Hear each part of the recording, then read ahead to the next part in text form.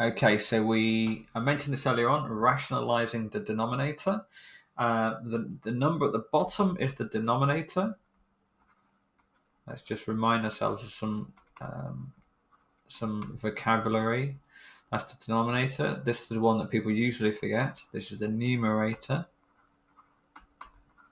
So root 5 is irrational. And we want to rationalize it. We want to make it rational somehow. How can you make a root 5 rational? Well, if I multiplied it by root 5, I would make it into just 5. So that would rationalize it. But I can't just do that, and I can't just multiply it by root 5 like that, because that would be changing the number. We want to keep the value of this the same. We don't want to just multiply it by something like this. So there's a little trick. Let's remind ourselves that, well, okay, I'll jump in, I'll show you what the trick is. What you do is you multiply it by root 5 over root 5, because anything divided by itself is 1.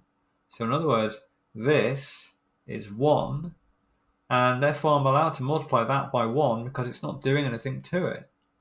So when I do multiply it by 1, which is root 5 over root 5, or it could be anything, 100 over 100, root pi over root pi, anything at all, x over x, then at the top I have 15 root 5, and I wasn't going to do this one, okay, fine, I was going to do a different one, but I don't mind. And then at the bottom I've got root 5 times root 5, which is just 5. So I've now rationalized the denominator. But also we notice that 15 can be divided by 5, so we can just simplify that further into that. So I'll give you a different one to do now that I've actually solved your question. I didn't mean to do that, I forgot.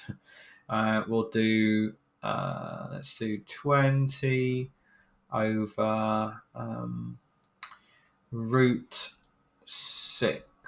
Okay, let's have a go at rationalizing that. Okay, so the answer ends up being 10 root 6 over 3. So we rewrote, so I've highlighted this. This is basically equal to 1. So all I've done here is I multiplied it by 1, but I wrote 1 in this format. So this time I'm going to write 1 in this format. So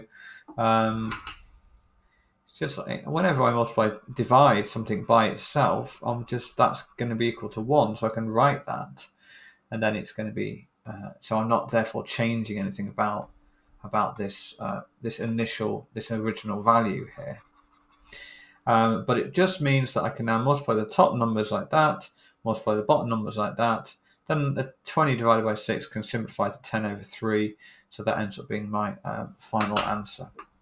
Now, there are other there are other more complicated ways of rationalizing the denominator. So we've got this one over here is similar, just very similar to the other one. But I want to jump now into, actually, I'll include in this video question D. So I'm just going to pause the video, and I want you to have a go at question D. I want you to just notice the pattern, though. We've got a 5 here, we've got a 5 here, and we've got a root 2 here and a root 2 here. This type of equation is called the difference of two squares, and we will find out why it's called that when we expand it. So let's have a go at expanding it now. Okay, so just to help with this, let's imagine let's use a pen. Let's change the 5 to A, and then change the root 2 to B.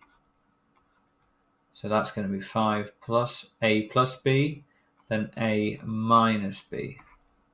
Now when we factorize this, we are going to multiply A by A, then we're going to multiply A by negative B. So that can be our first term, that can be our second term. Then we multiply B by A, and that'll be our third term. And then we multiply B by negative B, so that's our fourth term. So that's how you expand double brackets, if you remember from quadratics and so on. And then we'll write down what we get once we'll collect any terms that can be collected. So the first term is going to be a times a, so that's going to be a squared. The second term is going to be a times negative b, so that's take away a b. Next term is going to be b times a, which could also be written as a times b, right? So plus a times b. And the fourth term, b times negative b, just take away b squared and negative b squared. So these two terms in the middle, minus ab plus ab, they cancel out. So you end up with just a squared minus b squared, and that's why we call it the difference of two squares.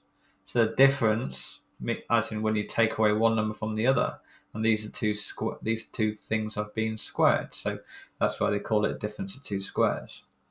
So when you apply it to this situation here, because we've got the numbers are going to be squared, we're going to everything's going to be rational here. So the first one, 5 times 5, 25. Then the second one was this lot, so 5 times negative 2, so that's going to be take away 5 root 2, and then root 2 times 5, so plus root. Hang on, I'll do the 5 first again, and then take away root 2 times root 2. So root 2 times negative root 2, which is take away 2. And so again, the middle ones cancel out. We've got 25 times 2, take away 2, which is 23. So I've rationalized it. So this is the difference of two squares and how it can be used to rationalize surds. So we'll now have a look at how that works when we have to rationalize the denominator, which hopefully we will see in one of these questions if I find one. Otherwise, I'll just come up with my own. Doesn't look like they've made it hard enough. Fine, I'll do my own. So we'll take that one there. Let's say 5 plus root 2. And we could do, for example, 5 divided by 5 plus root 2. And that you might ask you to rationalize the denominator. Like we did in the previous case, we can multiply this by 1 without changing it. But this time, I'm not going to put root 2 over root 2 because that won't help me much. I can do whatever I want. I can put any sort of complicated thing, either top or the bottom, but they have to be the same at the top and the bottom because then it would be 1. So I'm going to multiply it by 5 minus root 2 on the top and the bottom. So these two fractions have been multiplied together.